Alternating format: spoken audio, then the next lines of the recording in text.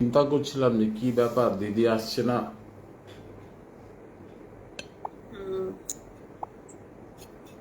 ঠিক আছে, জয় গুরু দাদা। জয় গুরু, জয় গুরু।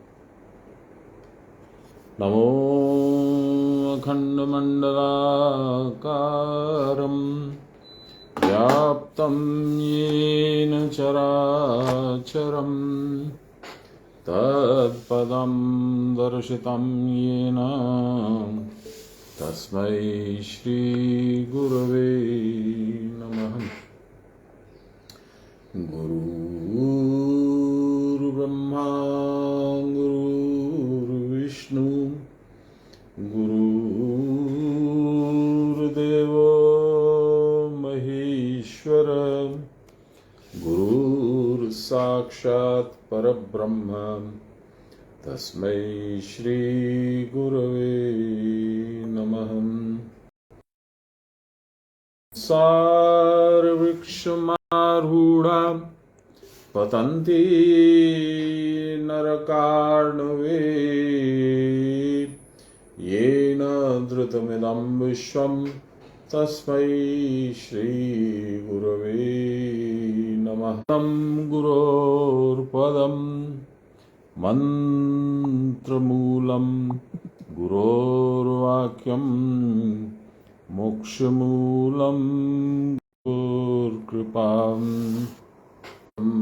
आनन्दं परमसुखदं केवलं ज्ञानमूर्तिं द्वन्द्वातीतं गगनसदृशं तत्त्वमस्यादिलक्ष्यम् एकं नित्यं विमलमचलं सर्वदा साक्षिभूतं भावातीतं त्रिगुणरहितं सद्गुरुं तं नमामि, सद्गुरुं तं स्मरामि, सद्गुरुं तं भजामि। नमो ब्रह्मण्यदेवाय गोब्राह्मणहिताय च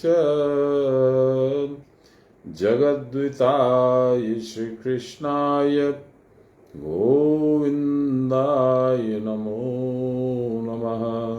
मूकं करोति वाचालं पंगुं लंघयते गिरिं यत्कृपातमहं वन्दे परमानन्दमाधवम्। नमो श्री ब्रह्म विद्यायां योगशास्त्रे नमः श्री गुरुचरणकमलेभ्यो नमः श्री कृष्णाय नमः।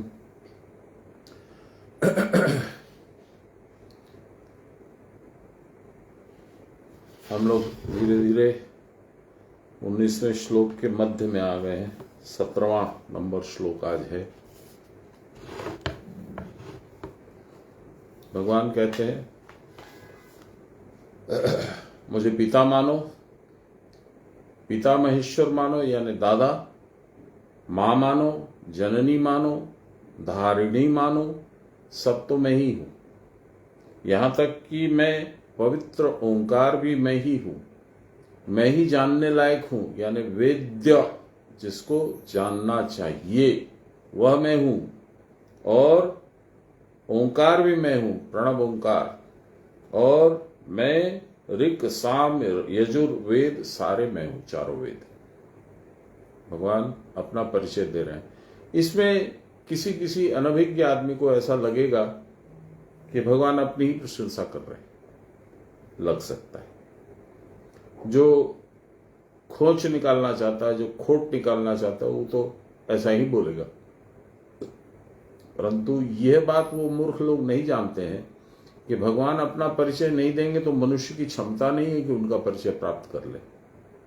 इसलिए बाध्य होकर उनको अपना परिचय मनुष्य को देना पड़ता है। और ऐसा और गहन रूप से वो विभूति योग में यानी 10वें अध्याय में, शायद 10वां ही है विभूति योग,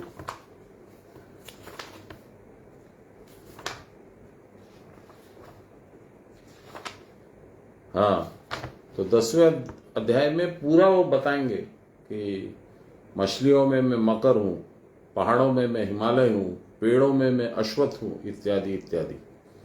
यानी सृष्टि की जो सर्वश्रेष्ठ वस्तु है उसमें मेरा रूप झलकता है। हालांकि सब में है, वो सर्वत्र है, सर्वंच है, लेकिन श्रेष्ठतम उनमें जो कुछ भी है, नरों में श्रेष्ठ जैसे अर्जुन है, उस तरह से। तो आज का श्लोक 17वां। जैसे रावत हाथी है, फलों रावत हाथी है, फलों में मिठास मैं हूँ। बिल्कुल बिल्कुल बिल्कुल। पिताहमस्य जगतो माता धाता पितामह वेद्यम पवित्रमोंकार ऋक्साम यजुरेव च। मैं इस जगत का जनक, जनन करने वाला, माता यानी जननी या अव्यक्ता प्रकृति हूं। वो मेरी ही अर्ध रूप है, इसलिए वो प्रकृति भी मैं ही हूं। कर्मफल का विधाता, जो डिसाइड करेगा कि इसने आज ये अच्छा काम किया, इसको क्या मिलेगा, और इसने ये बुरा काम किया, उसको क्या मिलेगा। कर्मफल विधाता, पिता के भी पिता यानी दादा अर्थात परमेश्वर, एकमात्र ज्ञेय वस्तु, वेद्यम जानने लायक, शोधक या पावन पवित्रम, प्रणव ओंकार, और ऋग्वेद सामवेद यजुर्वेद, ये तीनों में ही हूं। आध्यात्मिक व्याख्या।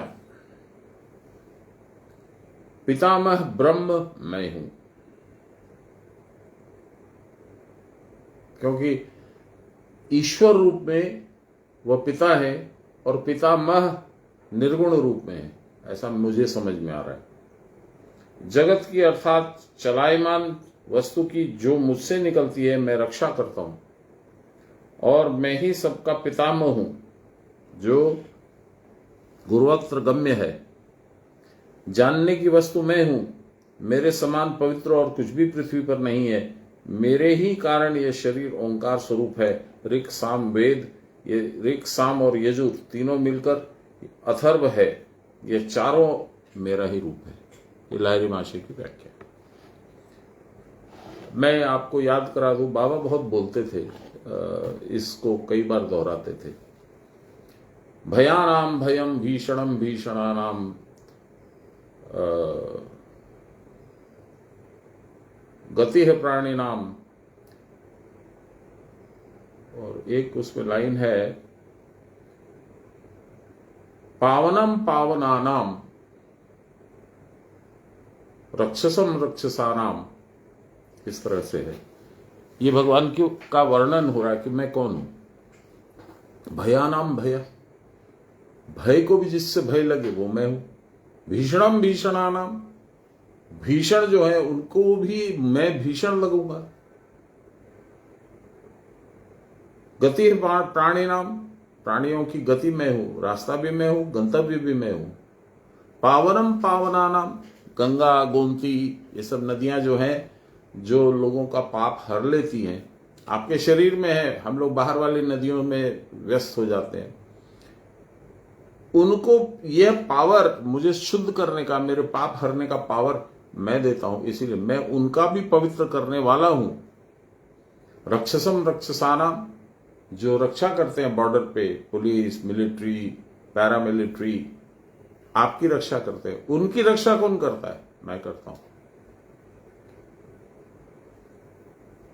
वयम त्वाम नमामि वयम त्वाम स्मरामि वयम त्वाम साक्षी रूपे नमामि।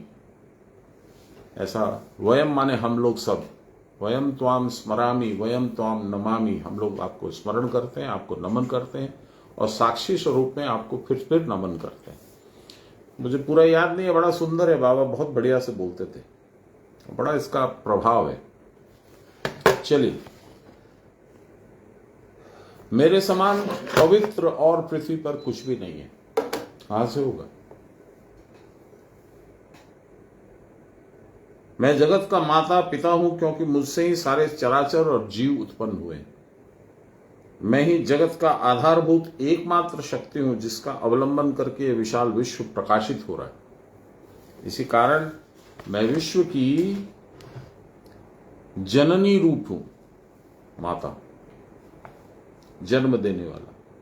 मैं जगत की रक्षा करने वाला विधाता हूं, मैं भगवान न रहने पर क्या कुछ रह सकता है?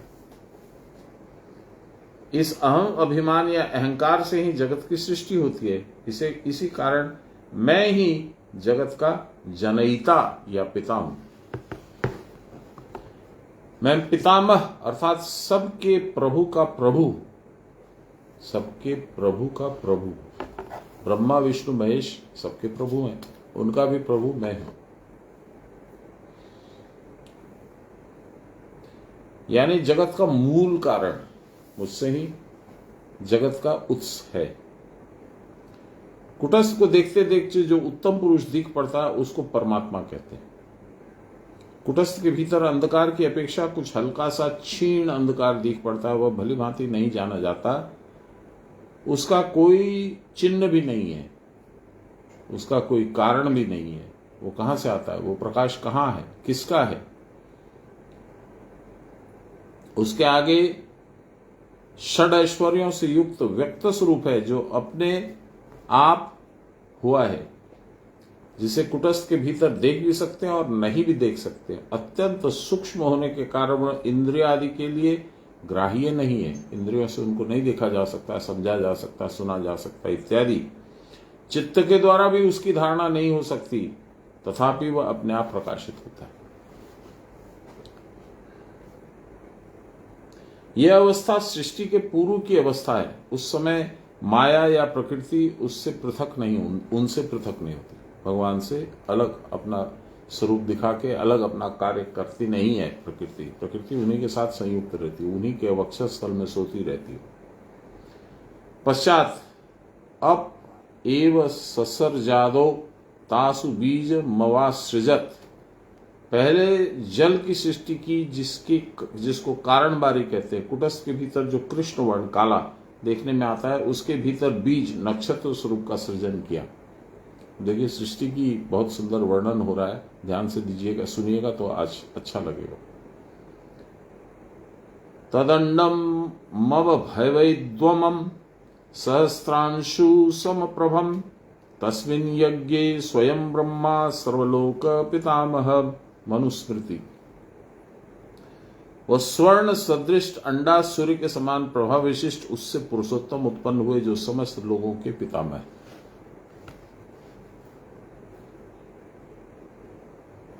कुटस्थ में दो अंडे दिखते, एक स्वर्ण का अंडा जो अभी यहां पे भगवान बता रहे, गुरु महाराज बता रहे, और एक चांदी का अंडा, वो हिरण्यगर्भ है, उससे सृष्टि होती, वो दोनों दिखते हैं।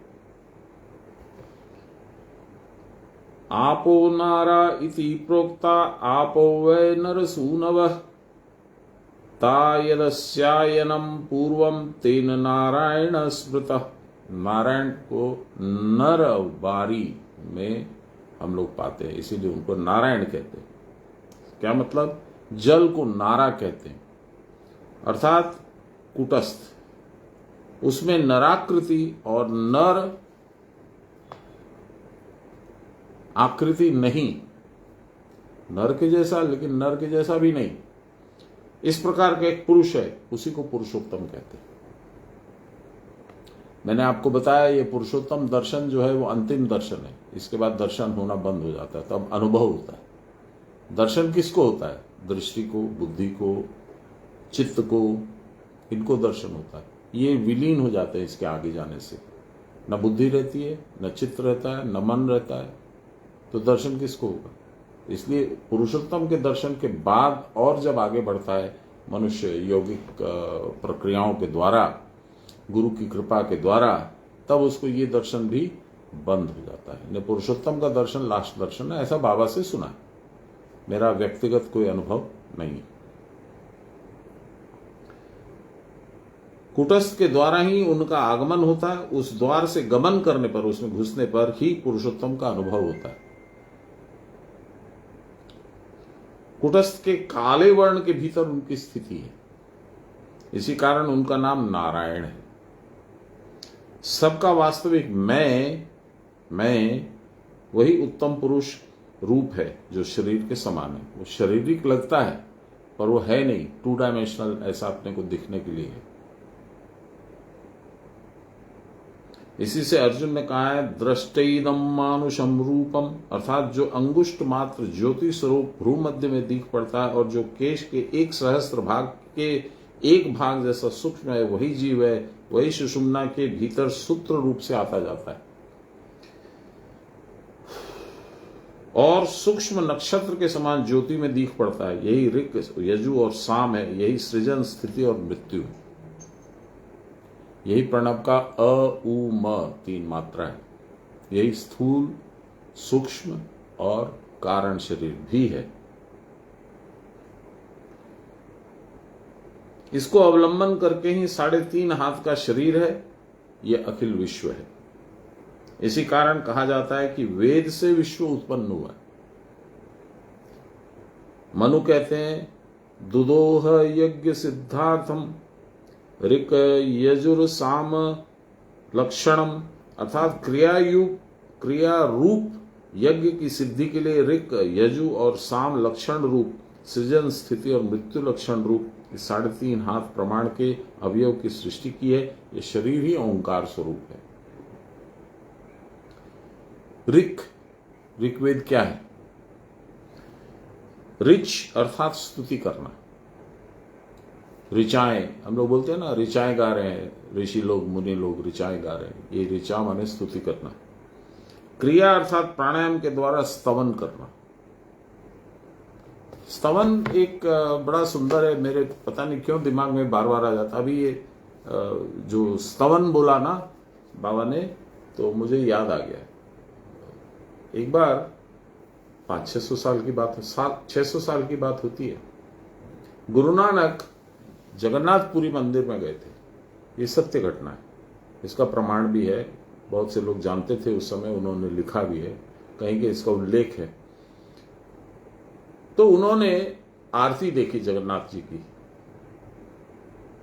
फिर इतने देर में कुछ लोगों ने देखा कि वो समुद्र के किनारे खड़े हैं और एक अलग आरती गा रहे हैं भगवान की। क्या आरती थी सुनिए, बहुत सुंदर है। गगन में थाल रवि चंद्र सुदीपक बने। फिर से गाता हूं। गगन में थाल रवि चंद्र सुदीपक बने। गगन जो है वो थाल है और रवि और चंद्र 2 दीपक हैं। तारका मंडल गगनत ज्योति, ऐसी आरती होवे भवखंड ना तेरी आरती। गगन में थाल रवि चंद्र दीपक बने, तारका मंडल गगनत ज्योति। धूप मल आवलो पवन चवरो करे, सकल बन राय फूलंत मोती। ऐसी आरती होए भवखंड ना तेरी आरती। पूरी पंजाबी मुझे आती भी नहीं है, याद भी नहीं रहती है, लेकिन ये बड़ा सुंदर डिस्क्रिप्शन है। क्या देखिए, गगन में थाल, आरती का थाल गगन है, उसमें रवि और चंद्र 2 दीपक है। तारका मंडल गगनत ज्योति, चारों तरफ में ज्योति फैली हुई है। धूप मल आवलो, मतलब आपका लेप करती है धूप। पवन चवरो करे, चवर छतर डुलाते हैं ना अपन, चवर, तो वो पवन हवा चवर झुला रही है आपके। सगल बन राय गगनत मोती, और जितने फूल पत्ती पेड़ वृक्ष लताएं सब हैं, ये ज्वलंत मोती, आपको आपके संसार के मोती हैं ये, और लंबा है, पर वो आरती अद्भुत आरती है। ये उस पिक्चर का नाम है गुरु नानक शाह फकीर। उसमें कुछ कंट्रोवर्सी हुई थी, नहीं दिखता, यूट्यूब में शायद मिल जाएगा, खोज के देखिएगा, बहुत सुंदर है।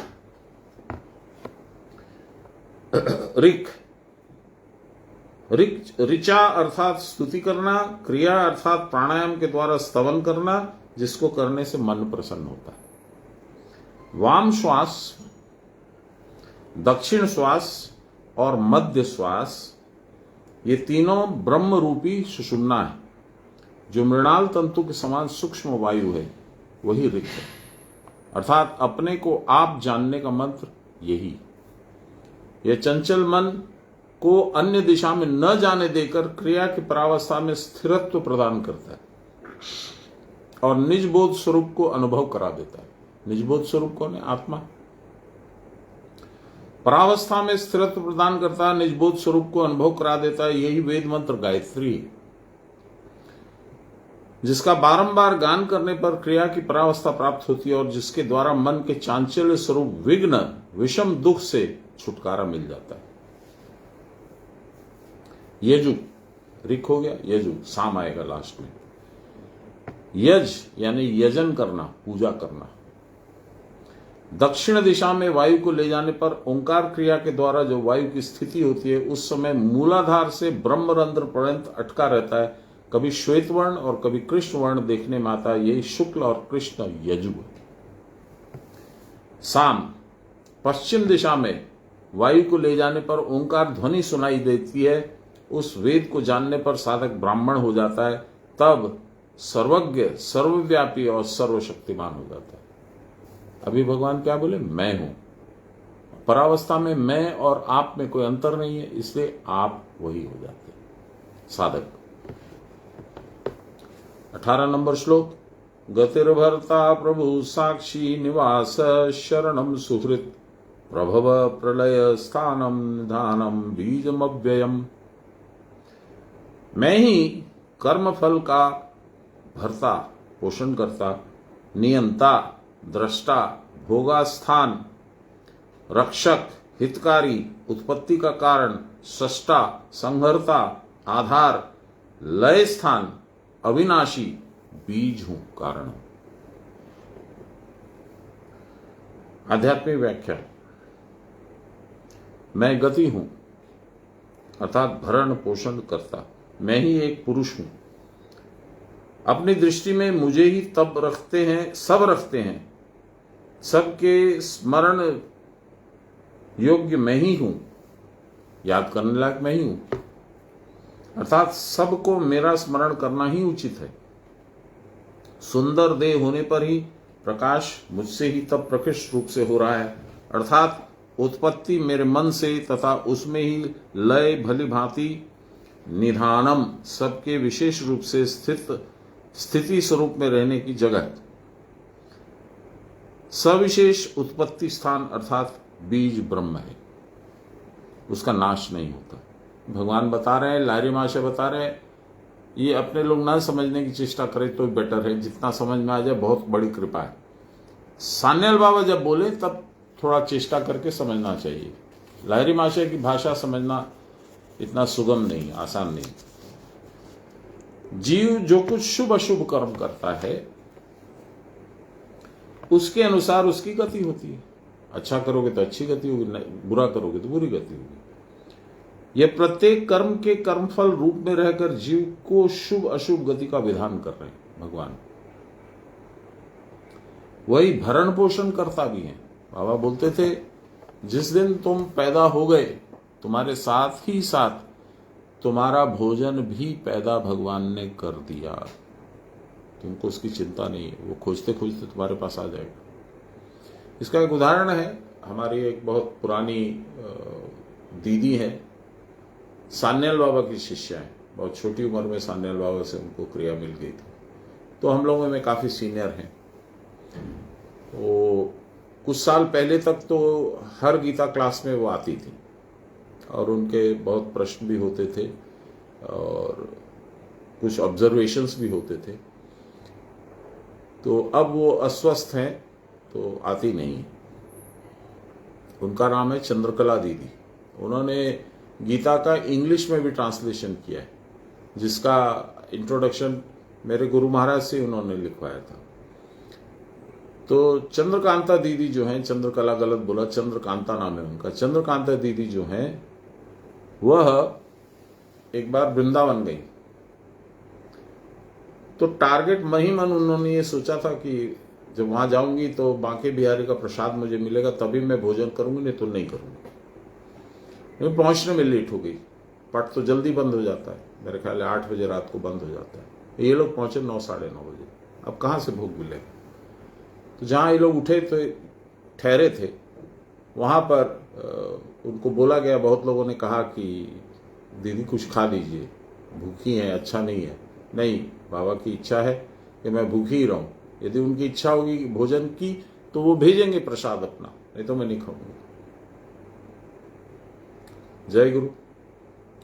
सब बोल के जब थक गए तो अपना अपना सोने चले गए। इतने में किसी ने दरवाजा खटखटाया। चंद्रकांता दीदी कौन है? जी मैं हूं, बोलिए। आपके लिए भोग प्रसाद आया मंदिर से। बांके बिहारी ने सुन ली उनकी बात। भूखा कैसे सुलाए भक्त को? तो ऐसा प्रत्यक्ष दर्शन बांके बिहारी के यहां भी होता है भगवान का। आप विश्वास करोगे तो ये सब कमाल होगा। तो इसीलिए कहते हैं कि प्रत्येक कर्म के कर्मफल रूप में रहकर जीव की शुभ अशुभ गति का मैं विधान करता हूं, मैं भरण पोषण करता भी हूं। इसी पे मुझे याद आया, जीव के अपने अपने कर्मों के द्वारा कर्म फल उत्पन्न होकर फिर उसी कर्म करने वाले जीव के अदृश्य रूप में संयुक्त होता है। अदृश्य माने भाग्य बन जाता है वो। इससे जीव का भरण पोषण होता है, जीव के कर्मानुसार वारी वर्षण होता है, वृष्टि होती है। कर्मानुसार क्षेत्र में शस्य आदि पैदा होता है और कर्मानुसार जीव को पुत्र वैभव आदि की प्राप्ति भी होती है। इसके व्यवस्थात्मक वही है, नियम बनाने वाले, नियम को संयम से चलाने वाले भगवान है। जैसा आपने किया वैसा आप पाओगे। वह प्रभु हैं, उनके ही आदेश से सूर्य चंद्र नियम पूर्वक अपना अपना कर्म कर रहे हैं। उन्हीं के आदेश से मेघ यथा समय वारी वर्षण करते हैं, वृष्टि करते हैं। कर्म यथा समय फलोत्पादन करने में समर्थ होता है। वही जीव के कृत अकृत कर्मों के दृष्टा हैं, साक्षी, देखने वाले, विटनेस। देह के बिना कर्मफल का भोग होता नहीं है। प्रपंच के अधिष्ठान इस देह रूपी पुर में जीव वास करता है और देह का प्रकाश मुझसे ही होता है। क्या सुंदर बात है। इसी कारण वह निवास है, वह जीव के आश्रय हैं। स्थिर प्राण को अवलंबन करके ही जीव की बहिर्मुखी प्राण वृत्ति प्रवाहित हो रही है। अतएव वही जीव के आश्रय तथा एकमात्र स्मरण योग्य हैं। जो उनको स्मरण करता है उसकी सारी विपत्तियों से वह शरणागत वत्सल रक्षा करते हैं। चंद्रकांता दीदी ने स्मरण किया कि बाबा भेजेंगे प्रोग्राम, भगवान बांके बिहारी भेजेंगे मुझे प्रसाद, तो ही खाऊंगी, नहीं तो नहीं खाऊंगी। भेज दिया उन्होंने। एक और किस्सा है, मैंने सुनाया आप लोग। मेरे एक मित्र हैं, गुरु भाई भी हैं, राजू। उनकी पत्नी को कुछ बीमारी थी तो वो बड़ी कड़ी कड़ी दवाएं लेती थी। हम लोग एक बार मंदार गए तो ऐसे ही गाड़ी लेट हो गई। वहाँ मंदार में तो 8 सवा 8 बजे तक सब पटवट बंद हो जाता है, भोजन वोजन समाप्त हो जाता है। हम लोग पहुँचे 9 बजे। 9 बजे पहुँचे तो मेरी सास वहीं रुकी हुई थी। तो बोली तुम लोग खा के आए हो ना? हम लोग बोले नहीं, हम लोग तो नहीं खा के आए। उसके पहले ये हुआ कि देवघर में हम लोग चाय पीने के लिए रुके। देवघर वहां से 2 घंटे का रास्ता है, 7 बजा होगा जब हम लोग पहुंचे तब। तो मेरी जो राजू की वाइफ है, मेरी जो भाभी, उन्होंने बुलाया, भैया इधर सुनिए। बोला हाँ बोलिए। अरे मैं तो दवाइयां लेती हूँ, बिना खाए तो मैं सो नहीं पाऊंगी और बहुत तकलीफ हो जाएगी, तो बाबा को हाथ जोड़ के बोल दीजिए ना मेरे लिए कम से कम कुछ रख दे। मैंने कहा ठीक है, मैं तो बोलूंगा ही, पर तकलीफ आपको है तो बोलना तो आप ही को पड़ेगा ना। अच्छा ठीक है, आप भी बोलिए, मैं भी बोलता हूँ। ऐसा करके मैंने उनसे वो किया और मैंने मनी मन बाबा को बोला बाबा रक्षा कीजिए, बस इतना ही बोला।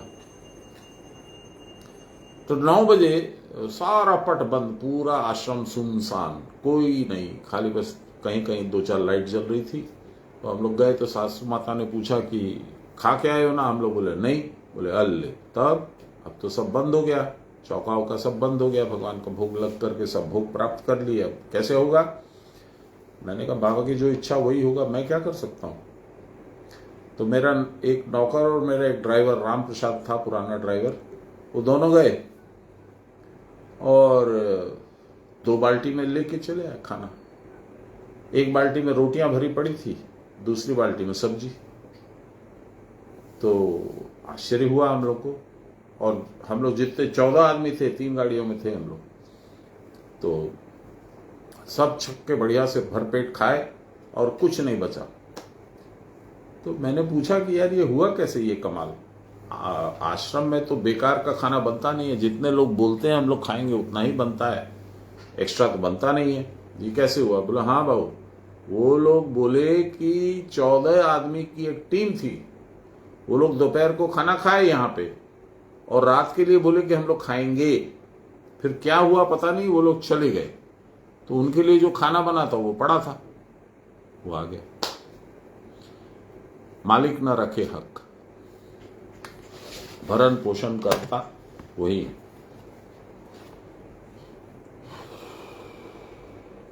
स्थिर प्राण को अवलंब ये हो गया, उनको स्मरण जो करता है उसकी सारी विपत्तियों से वह शरणागत वत्सल रक्षा करते हैं। इसी पे मुझे ये कहानी याद आई। क्रिया करने पर या क्या शारीरिक क्या मानसिक सब प्रकार की विपत्तियों से परित्राण पाया जा सकता है। अतएव जीव का इस प्रकार का आश्रय दूसरा कौन है।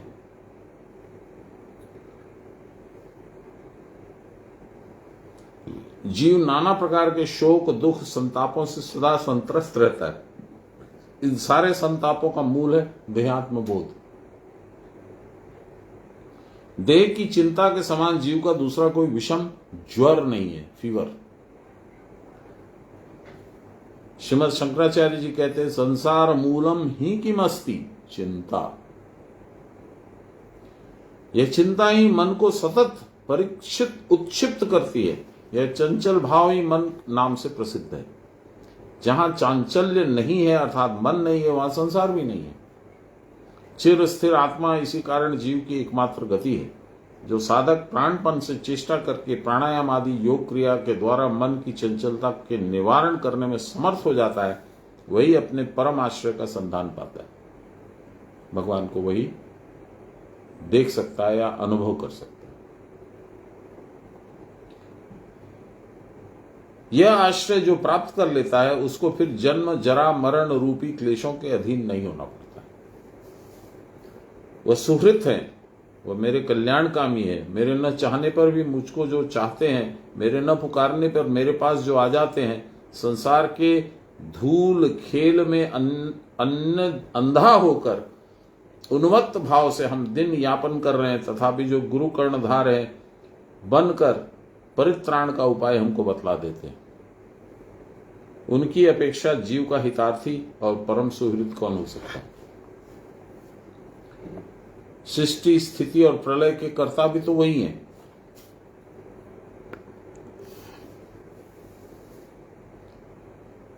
प्रलय के बाद भी जीव समूह सूक्ष्म बीज रूप में उन्हीं में अवस्थान करते हैं। समाधि काल की निश्चल स्थिति भी उन्हीं में देखी जाती है। क्रिया की परावस्था रूप उन्हीं का है। समाधि भंग के बाद जीव की जब फिर संसार प्रवृत्ति होती है तो उस उत्पत्ति स्थान और सर्वजीव तथा सर्वभाव का बीज स्वरूप वही है। उस ब्रह्म रूपी बीज का कभी नाश नहीं होता। एक बार हम लोग वृंदावन में बंगला, भगवान की विशेष कृपा थी, गुरु महाराज के नाम से एक बंगला लगा था। ऐसे तो वहां पे सुनते हैं कि कोई उस समय बोलता था 6 महीना, अभी तो शायद सुनते हैं साल भर का वेटिंग पीरियड हो गया है। लोग रोज एक दिन का बंगला बुक करते हैं। किसी दिन होता है, रोज होता भी नहीं है। तो हम लोग गए तो बोले कि नहीं, बंगला तो अभी मिलेगा नहीं, सब बुक किया हुआ है। तो खैर बाबा की कृपा हुई तो बोला अरे आज जिनका था उन लोगों ने कैंसिल कर दिया, तो दूसरे को नहीं दे के आपको बीच में घुसा सकते हैं, आप बोलिए। तो 3-3.5 लाख रुपए का खर्चा था। तो हम लोगों ने फट से चंदा किया, कहीं से मंगवाया, कहीं से पूछ किया करके 3-3.5 लाख रुपए जमा करके जमा दे दिया। तो बंगला बाबा के नाम से हुआ। तो उसमें क्या है, सुबह से लेकर रात तक में जितनी पूजा होती है उसमें आप रहते हो।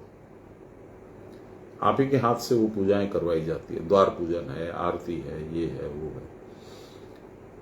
पंडित लोग रहते हैं, गोस्वामी लोग, और जो बंगला बनवाता है उसका भी 1 या 2 या 3 आदमी रहता है। तो द्वार पूजन जब हो रहा था तब मुझे याद तो नहीं उसका क्या नाम था, बड़ा सुंदर नाम था उस पंडित का। गोटा गोटा मोल, गोरा गोरा गोरा गोल मोल, और थोड़ा चब्बी फेस था, यंग था, याद नहीं मुझे नाम, जो भी है। तो उसने कहा, जानते हैं प्रलय काल के बाद भी वृंदावन अक्षुण्ण रहता है, वृंदावन का नाश नहीं होता है। सारी सृष्टि का नाश हो जाता है, वृंदावन का नाश नहीं होता। तो मैं तुरंत समझ गया। तो जो लोग मेरे साथ थे वो लोग नहीं समझ पाए कि ये कैसे संभव है, जब सारी सृष्टि नहीं है, धरती भी नहीं है, कुछ भी नहीं है, तो वृंदावन कहां से आएगा। तो वृंदावन कुटस्थ के अंदर है, वहीं कृष्ण रहते हैं, वहीं रास होता है। ये कुटस्थ नष्ट नहीं होता है, ये प्रसुप्त भाव से भगवान के वक्षस्थल में प्रवेश कर जाता है। इसलिए वृंदावन जैसा है वैसा ही रहता है, चाहे सृष्टि हो चाहे लय। तो अभी जो बोले ना कि देखिए यहां पे बोले ना, समाधि काल की निश्चल स्थिति भी उन्हीं में होती है, क्रिया की परावस्था भी उन्हीं में होती है। समाधि भंग के बाद जीव की जब फिर संसार में प्रवृत्ति होती है तो उस उत्पत्ति का स्थान तथा सर्वजीव और सर्वभाव का बीज स्वरूप वही है। उस ब्रह्म स्वरूपी बीज का कभी नाश नहीं होता। तो भी मुझे याद आ गया वो वृंदावन की बात। उस पंडित का नाम बड़ा अच्छा था, कोई बात नहीं। 19वां श्लोक, तपाम्यह महम वर्षम निगृह्याम्युत सृजामि च अमृतम चैव मृत्युंच सदसच्चाहम अर्जुन। हे अर्जुन, मैं ताप देता हूं, मैं जल को भी आकर्षण करता हूं और फिर वर्षण भी करता हूं। मैं अमृत और मृत्यु, सबका जीवन और मृत्यु हूं।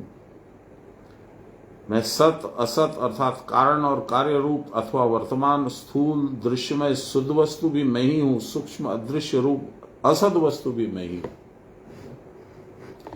ये विभूति योग अब स्टार्ट हो गया। भगवान अपने बारे में बता रहे हैं अर्जुन को, आपको, मेरे को, अर्जुन के मार्फत।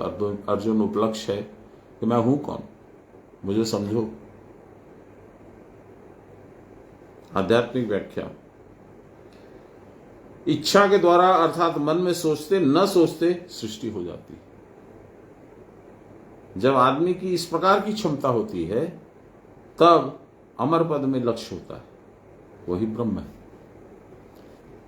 मैं इसको दूसरे शब्दों में भी मैंने कुछ दिन पहले कहा था, तस्य संकल्प मात्रेण सृष्टि भवेत, ये मैंने कहा था। उसके मन में अनिच्छा की इच्छा से भी कोई संकल्प हो गया तो जो संकल्प हुआ वो प्रकट हो जाएगा सामने। ऐसा ब्रह्म भाव होता है। छोटी छोटी चीजों में साधक लोग देखेंगे कि 6 महीना 8 महीना तक लगातार यदि साधन किया और भक्ति के साथ, निष्ठा के साथ, श्रद्धा के साथ साधन किया तो 6 महीने 8 महीने के अंदर में ही देखोगे कि सोचा कि अरे फलाने से इतना दिन से बात नहीं हुई, उसका फोन आ जाएगा। सोचा कि यार मैंने इडली डोसा नहीं खाया, दोपहर तक आपकी पत्नी आपको इडली डोसा खिलाएगी। ये मैंने देखा है, ये कोई बहुत बड़ी मैजिकल बात नहीं है, ये होता है। क्योंकि आप हैं कौन? आप हैं ब्रह्म के पुत्र, अमृतस्य पुत्र। तो आप में वो सारी शक्तियां जो उनमें हैं, मुश्किल क्या है कि उनकी उन्मुक्त है, खुली हुई हैं। कोई भी शक्ति किसी भी चीज से ढकी हुई नहीं है। आपकी सारी शक्तियां एक घड़े से ढकी हुई है, शरीर रूपी घट से। इसलिए आप उस घट की सीमा को ही अपना मानते हैं और वो कोई सीमा रहित है, इसलिए सारे ब्रह्मांड को अपना मानते हैं। वह जब परावस्था में आपको वह भान होगा कि मैं भी वही हूं, तब आपकी जो सीमित क्षमताएं हैं वो असीमित हो जाएंगी। वही ब्रह्म है। मृत्यु होना मेरा ही रूप है, क्योंकि जीवित रहने पर मरे बिना मुक्ति नहीं होती। शुभ भी मैं हूं, अशुभ भी मैं हूं। मैं ही तपस्या रूपी ताप हूं। इस ताप के द्वारा में जीव के कर्म बारी का शोषण करता है। ये आप बता रहे हो मरे बिना मुक्ति नहीं होती, इसका क्या मतलब है? इसका मतलब लहरी भाषा की भाषा को समझने की चेष्टा नहीं करेंगे हम लोग, सान्याल बाबा के लिए वेट करेंगे। जब पढ़ते हैं उसमें प्रसंग आएगा तो मैं बताऊंगा आपको, ठीक है। कष्ट सहिष्णु होना ही तपस्या का उद्देश्य है। कष्ट सहिष्णु होना, कष्ट को सहन करने की ताकत होना, यही तपस्या का उद्देश्य है। परंतु तपो न परम प्राणायामात ततो विशुद्ध निर्मला नाम दीप्तिश्च ज्ञानश्येति। प्राणायाम की अपेक्षा श्रेष्ठ तपस्या दूसरी कोई नहीं है, क्योंकि प्राणायाम में यह शोषण कार्य होता है। मन बहुधा विक्षिप्त होकर विषयों में दौड़ धूप करता रहता है। मलयुक्त मन का ही यह कार्य है। मलयुक्त मन संसार आसक्ति जिसमें लगी हुई उसी को मल कहते हैं। प्राणायाम के द्वारा इस मल की विशुद्धि होती है। ये जैसे दर्पण पे धूल पड़ी हुई है तो उस दर्पण में आपको अपना प्रतिबिंब नहीं दिखेगा, उसको धूल को साफ कर दीजिएगा तो चमकेगा। वैसा ही है, प्राणायाम के द्वारा आपके मन रूपी दर्पण पे जो धूल पड़ी हुई है, कर्मों की, इच्छाओं की, चंचलता की, संसार आकर्षण की, वो सारी धूल प्राणायाम से हट जाती है। तब आपको शुद्ध रूप से आप यानी आत्मा, आपकी आत्मा दर्शन होता है। किसी किसी के मन में यह संदेह हो सकता है कि प्राणायाम के द्वारा ज्ञान की दीप्ति किस प्रकार होगी। अज्ञान का नाश हुए बिना क्या ज्ञान हो सकता है? अच्छा, अज्ञान है क्या वस्तु? अनात्म वस्तु में आत्मबोध यानी देह का मैं ये देह हूं, मैं ज्ञान ही अज्ञान है। मेरा ये मानना कि मैं यह शरीर हूं, यही अज्ञान है। देह के साथ मैं इस प्रकार जड़ित हो गया है कि उसके वियुक्त हुए बिना देह से पृथक हूं। इस ज्ञान का उदय हो नहीं सकता, यही है मरना। अभी क्या बोला था, प्रसंग क्या था? मृत्यु होना मेरा रूप है, क्योंकि जीवित रहने पर मरे बिना मुक्ति नहीं होती। मुक्ति कैसे होगी? जब तक मैं मेरे शरीर के साथ एकदम जड़ित हूं तब तक मैं जीवित हूं सांसारिक भाव में। और जब मैंने शरीर को अलग कर दिया, मन को अलग कर दिया, मैं ये शरीर नहीं हूं क्योंकि मैं तो आत्मा हूं, अमृतस्य पुत्र, तो मरना हो गया एक तरह का। देह मृत हो गई, अब मेरे लिए देह नहीं है, इसीलिए मुक्ति हो गई। यही है मरने के बाद जीवित होना। दीदी समझ में आया? तो प्रकाश दी चली गई छोड़ के, लगता कहीं, कोई बात नहीं। प्राणायाम के द्वारा इस शरीर से मैंपन का ज्ञान नष्ट हो जाता है, इसलिए प्राणायाम ज्ञान उत्पादक क्रिया है।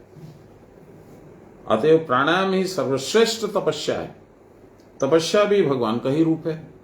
इस प्राणायाम रूपी तपस्या से ताप की अज्ञान रूपी बारी शुष्क हो जाती है। बारी मतलब नाला। यही निगृह्यामी है तथा क्रिया की परावस्था रूप शांति वारी का वर्षण होने लगता है। यही उत्सृज्यामी है। इस अवस्था का भोग करते करते साधक का अमृत पद में लक्ष्य होता है और अंत में साधक स्वयं अमृत बन जाता है।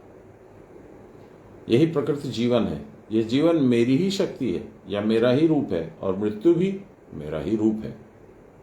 देह छोड़कर चले जाने से ही तो मृत्यु नहीं होती, मैं तो रह जाता है, सूक्ष्म शरीर में चला जाता है, कारण शरीर में मैं का झंडा फहराता रहता है, और मैं जाकर के भोग करता हूं अपने सारे पुण्य को, पाप को। उसके बाद पुनर्जन्म लेता हूं, तब भी वो मैं ही रहता हूं, क्योंकि वो जो मैंने 2 जन्म 3 जन्म 5 जन्म में जो कर्म किए थे वो मेरे साथ ही आते हैं और जाते हैं, उन्हीं का भोग करता रहता हूं। इसलिए मैं नहीं मरता है शरीर के नष्ट होने पर। देह छोड़कर चले जाने से ही तो मृत्यु नहीं होती, मैं तो रह ही जाता है। तो इस देह का नष्ट होना ही मृत्यु नहीं है। तब मृत्यु है क्या? यस्य पुननम जन्मः, जिसका फिर जन्म नहीं होता, जिसकी पुनरावृत्ति नहीं होती, जीते जी भी इस प्रकार की मृत्यु हो सकती है।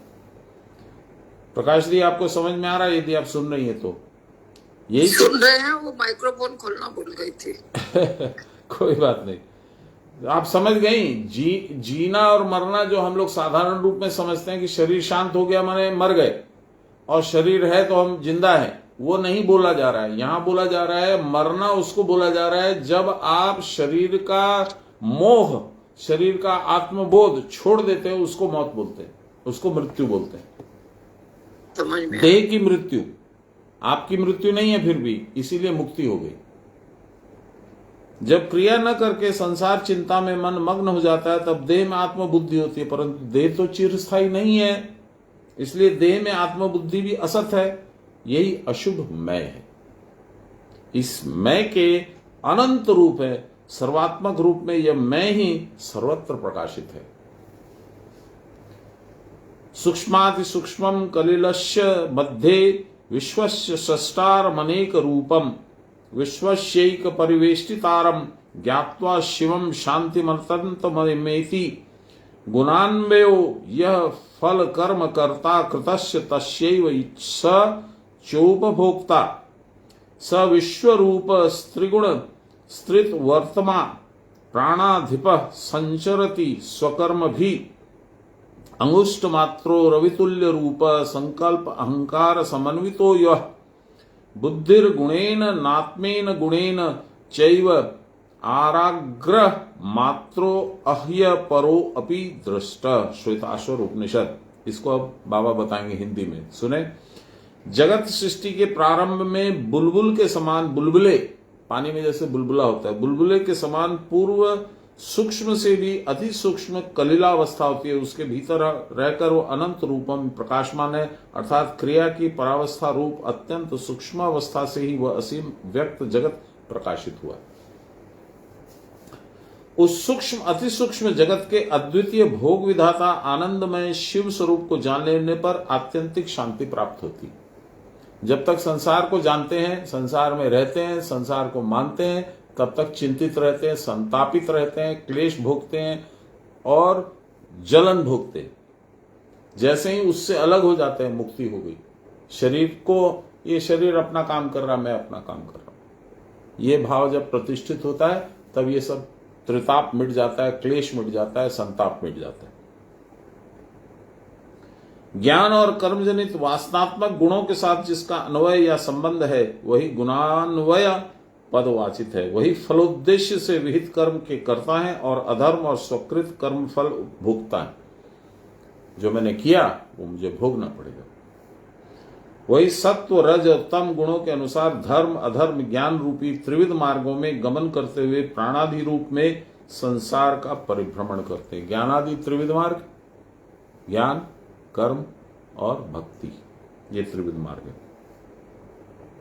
अंगुष्ठ प्रमाण हृदय गुहा में रहने के कारण जीव अंगुष्ठ मात्र है, उसका रवितुल्य रूप है, सूर्य के जैसे चमकता है, अर्थात सूर्य के समान ज्योतिर्मय है, और संकल्प और अहंकार आदि धर्मों से वह युक्त है।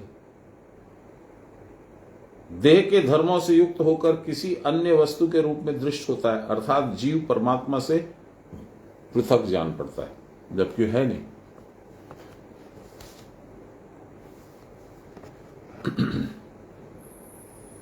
बीसवां श्लोक। त्रैविद्या माम सोमपा पूत पापा यज्ञैरिष्ट्वा सर्वगतिम प्रार्थयन्ते ते पुण्यमासाद्य सुरेन्द्रलोक मश्नन्ति दिव्यान दिवि देव भोगान। वेद त्रयोक्त कर्म परायण, ऋक यजु और साम मिलकर वेद है, अतः वेद को त्रयी कहते हैं। इस ऋक यजु और साम वेद त्रय को जानने वाले त्रैविद कहलाते हैं, त्रिवेदी। यज्ञों के द्वारा माम दृष्टवा, मेरी उपासना करके, सोमपान करने वाले, कल हम लोगों ने सोमपान का किया था। सोमरस का पान होता है, सुधा क्षरण होता है सुषुम्ना से, ईड़ा और पिंगला से भी, तो उसको पान करते माने पीते हैं। और कबीरदास जी ने कहा है, मैं फिर से दोहराता हूं, कबीरदास जी ने कहा, हम वो देश के वासी हैं जहां 12 माह वसंत अमी पड़े, लिक्विड नेक्टर अमी पड़े और निझर झरे, झरने के जैसे झरती है, और भीजत हैं सब संत, सारे संत उसमें शावर करते। मेरी उपासना करके सोमपान करने वाले पाप मुक्त पुरुष स्वर्ग जाने की अभिलाषा क्रिया करते हैं। वे पुण्य यानी पवित्र इंद्र आदि देवलोक को प्राप्त कर स्वर्ग में दिव्य देवभोग का भोग करते हैं। पर यह गति बहुत उन्नत गति, बहुत उत्कृष्ट गति नहीं मानी गई है। देवलोक में जाना, देवलोक में रहना, इसको बहुत प्रार्थनीय नहीं माना है हमारे गुरु परंपरा ने। क्यों, वो हम लोग देखेंगे आगे। आध्यात्मिक व्याख्या। इस ओंकार स्वरूप शरीर के भीतर 3 विद्या जानना है। मेरा स्वरूप जिह्वा ग्रंथि, हृदय ग्रंथि, मूलाधार ग्रंथि। ये भेद पूर्ण चंद्र की दृष्टि, वह भी मेरा रूप है, वहां जाने से पवित्र होता है। वह यज्ञ ही यज्ञ है, वहां जाने का नाम है सद्गति। उस पुण्य से अपने शुभ कर्म करके इंद्रिय अर्थात चक्षु में जो सब कुछ है वही कुटस्थ स्वरूप स्वयं होकर सबके भीतर नक्षत्र दर्शन करते हुए नाना प्रकार के दिव्य कर्मों का, दिव्य रूपों का दर्शन और ज्ञान आनंद भोग इस देह में होता है। यही है स्वर्ग जाना, इसको स्वर्ग बोलते हैं। वो स्वर्ग की बात नहीं हो रही। लहरी महाशय तो यहाँ की भाषा छोड़ दी, जानते नहीं है कुछ। ओंकार स्वरूप यह देह है। शरीर के भीतर कुटस्थ और कुटस्थ के भीतर उत्तम पुरुष रहते हैं। यहां कुटस्थ है और कुटस्थ के भीतर अंदर जाते हैं तो उत्तम पुरुष हैं। पश्चात साधक शुद्ध निर्मल रश्मि, जिसमें कोई रंग नहीं है, देख पाता है।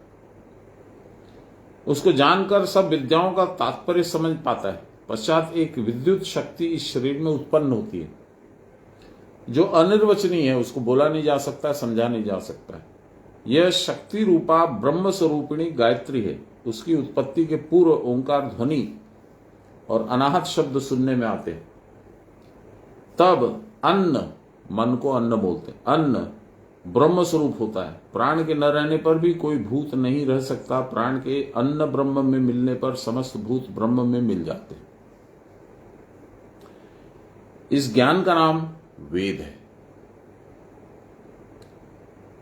वेद को त्रयी कहते हैं। देखिए मैं आपको बता दूं, बाबा की बात बहुत आवश्यक है। बाबा कहते थे, पोथी मेरी थोथी, चारों वेद पढ़े मजदूर। कथनी के घर बहुत हैं, करनी के घर दूर। क्या मतलब? वेद को जानने का तरीका क्या है? वेद को जानने का तरीका उसको पढ़ना एक, दूसरा उसको अनुभव करना। उसको अनुभव कैसे करोगे? साधन के द्वारा, प्राणायाम के द्वारा। वो अपने आप जागृत होगा यहाँ पे। इसलिए बाबा कहते हैं, कबीरदास जी का पद है ये, पोथी मेरी थोथी। वेद की पुस्तकें, उपनिषद, पुराण, इन सब की पुस्तक थोथी हैं, हॉलो। पोथी मेरी थोथी, चारों वेद पढ़े मजदूर। जो इसको पढ़ता वो मजदूरी करता, बस, that's all. It's a hard labour. Veda को पढ़ा, फिर उसके संस्कृत को विश्लेषण किया, फिर कोई अपने अध्यापक से या ज्ञानी व्यक्ति से उसका समझा, ये सारा मजदूरी का काम है। फिर भी पकड़ में नहीं आएगा। मेलोडी खाओ, खुद जान जाओ। जब तक साधन करके, प्राणायाम करके अनुभव नहीं कर लोगे, तब तक नहीं समझ में आएगा। करनी के घर बहुत है, कथनी के घर बहुत हैं, करनी के घर दूर। वेद पढ़ाने वाले आपको पैंट पे मिल जाएंगे, बनारस में मिल जाएंगे, आपको मंदार में मिल जाएंगे, बहुत सारे मिल जाएंगे, सब जगह मिल जाएंगे, कलकत्ते में मिल जाएंगे। करनी के घर दूर, साधन करके जिसने अनुभव किया है वेदों को अपने अंदर, वैसा कहां मिलेगा? और जो मिला है उसकी अवहेलना करते हैं हम लोग। उन्होंने शरीर छोड़ दिया तो क्या छोड़ दिया हमको? उन्होंने प्रार्थना की थी और हमको प्रतिज्ञा करके बोला था। ब्रह्मा विष्णु महेश्वर को साक्षी मान के कहा था, 3 जन्म के लिए तेरा भार मैं लेता हूं, लेता हूं, लेता हूं। वृणे वृणे वृणे, छोड़ दिए। ये आपकी भ्रांति है कि वो आपको छोड़ दे, कभी नहीं छोड़ेंगे। प्राण के न रहने पर कोई भूत नहीं रह सकता। प्राण के अन्न ब्रह्म में मिलने पर समस्त भूत ब्रह्म में मिल जाते हैं। इस ज्ञान का नाम वेद है। वेद को त्रयी क्यों कहते हैं? उक्त प्रकार का ज्ञान होने पर त्रयी विद्याम जानी जाती है। प्राण, अपान और व्यान की क्रिया, यही त्रयी विद्या। प्राण, अपान, ये तो आपको समझ में आता है, रोज आप करते हो। और तीसरा क्या है? प्राण, अपान और व्यान। वो क्रिया की परावस्था में जो स्थिति है उसको तुरीय अवस्था कहते हैं, और जो व्यान की क्रिया से होती है उसको जानने का नाम वेद है। प्राण स्वरूप गायत्री में अर्थात ओंकार क्रिया में त्राण पाता है, इसलिए उस क्रिया का नाम है गायत्री। इस अवस्था में तीनों लोक मिलकर एक हो जाते हैं, वही ब्रह्म रूप है। तीनों लोक, स्थूल, सूक्ष्म और कारण शरीर एक हो जाते हैं।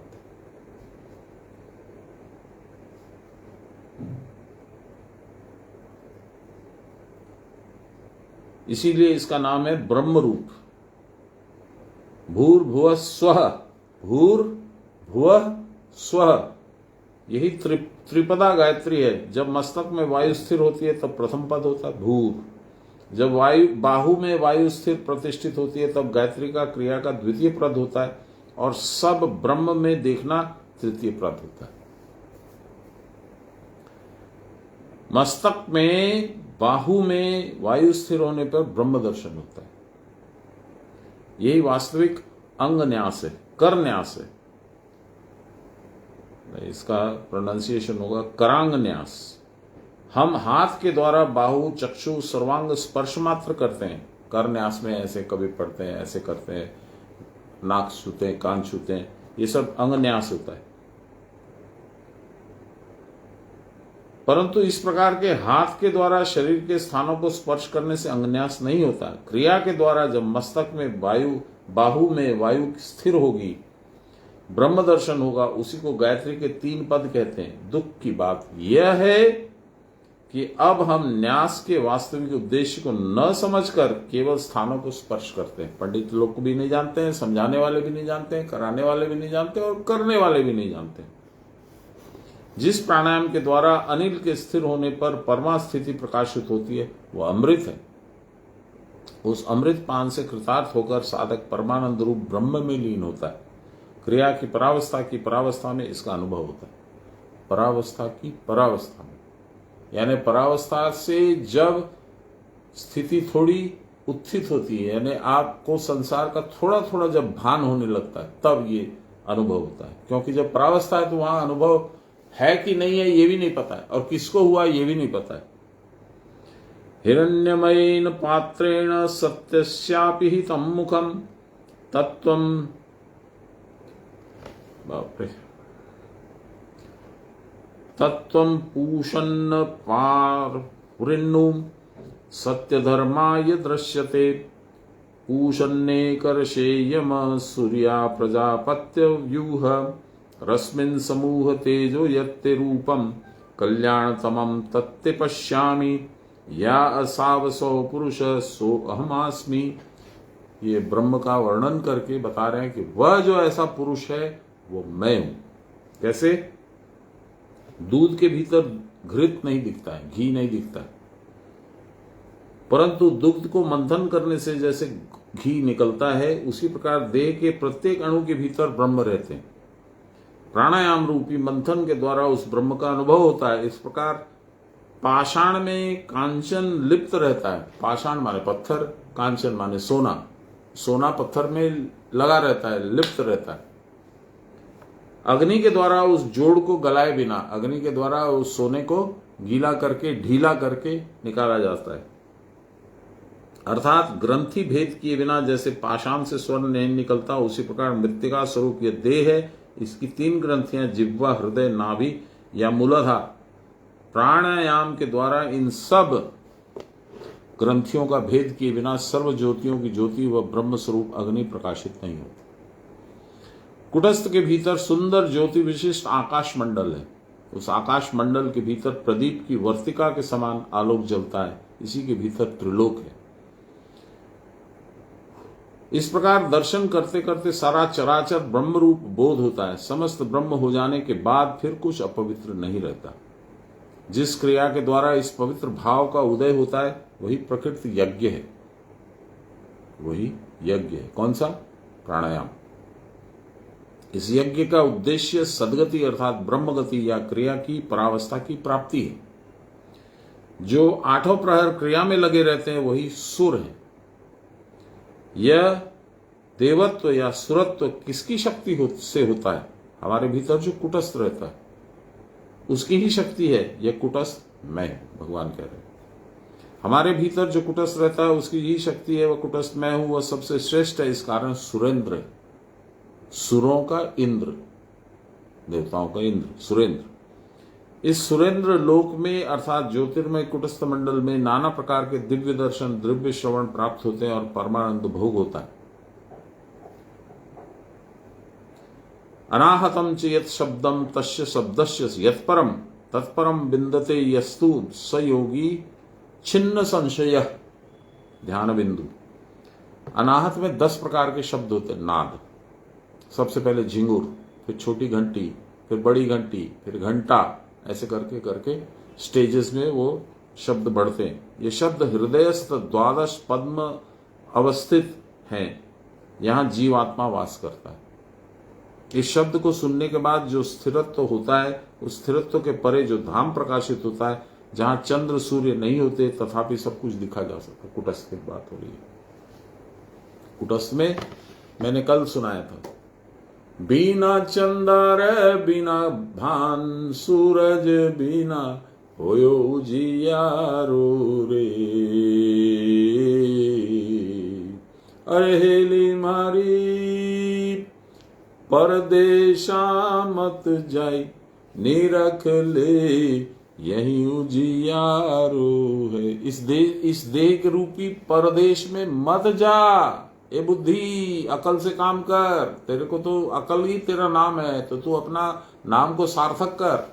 इस देह रूपी शरीर रूपी अंधकार में मत जा। यहां तो सिर्फ अंधकार है। उजाला तो सिर्फ यहां है, स्वर्गलोक में। वहां कृष्ण भगवान का उजाला है, उनके सुदर्शन चक्र का उजाला है।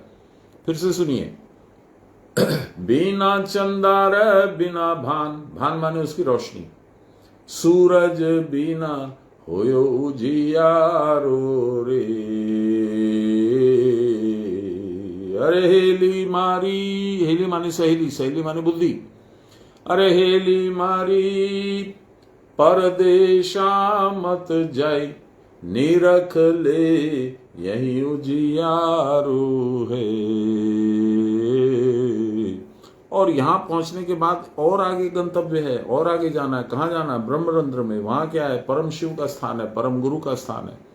वहां क्या है? अरे हेली मारी शून्य शिखर का माई। शिखर माने मेरुदंड के, मेरु पर्वत के एकदम शिखर पे वहां एक गुफा है, ब्रह्मरंध्र। शून्य शिखर का माई, तपे एक जोगी मतवारो रे। मैं देखता हूं यदि मेरे पास ये मिल जाएगा भजन तो मैं आप लोगों को व्हाट्सएप में भेजूंगा। इसको सुनिएगा, समझिएगा, आनंद पाइएगा। अनाहत में 10 प्रकार के शब्द होते हैं। ये शब्द हृदय 12 पद्म स्थित हैं, वहां जीवात्मा वास करता है। इस शब्द को सुनने के बाद जो स्थिरत्व बोध होता है, उस स्थिरत्व के परे जो धाम प्रकाशित होता है, वहां चंद्र सूर्य नहीं होते, फिर भी सब कुछ दिखता है। यह परम धाम जिसके सामने प्रकाशित होता है, उस योगी के समस्त संशय छिन्न हो जाते हैं, अर्थात प्रकृति ज्ञान का उदय उसको हो जाता है। श्री कृष्ण गोविंद हरे मुरारे, हे राम नारायण वासुदेव। श्री गुरु चैतन्य हे आत्मदेव, हे मात दुर्गे हर विश्वनाथ। सर्वे भवन्तु सुखिनः, सर्वे सन्तु निरामया, सर्वे भद्राणि पश्यन्तु मा कश्चित् दुःखभाग् भवेत्। असतो मा सद्गमय तमसो मा ज्योतिर्गमय मृत्योर्मामृतं गमय आविराविर्महीधि। बोलिए प्रेम से गुरु महाराज की जय, परम गुरुदेव की जय, परात्पर गुरुदेव की जय, परमेष्टि गुरुदेव की जय, गुरु माता की जय। हर हर महादेव। कल मिलेंगे। मैं देखता हूं अभी भजन मिलता तो अभी